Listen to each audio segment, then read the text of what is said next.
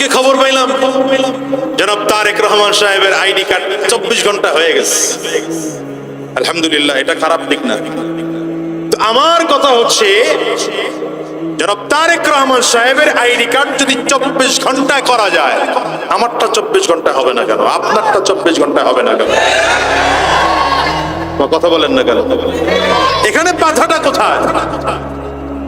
আপনারা যদি জনাব তারেক রহমান সাহেবের আইডি কার্ডটাকে মাত্র 24 ঘন্টায় করতে পারেন, তাইলে বোঝা যায় আপনাদের কাছে এমন প্রযুক্তি আছে যে 24 ঘন্টা আইডি কার্ড বের করা যায়।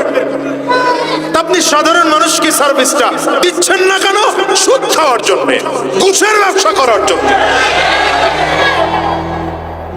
এই কথা বলেন না কেন? এই জন্য আমি বলবো, আগামীতে কারা ক্ষমতায় যাবেন জানি না, যারাই যাবেন, আল্লাহ যাদেরকে ক্ষমতায় নিবে, সরকারি চাকরিজীবীগুলোর মধ্যে যেগুলো সুদখোর আছে, যেগুলো ঘুষখোর আছে, প্রত্যেকটাকে শাস্তির আওতায় নিয়ে আসেন। এই বাংলাদেশ অটোমেটিক সুন্দর হয়ে যাবে।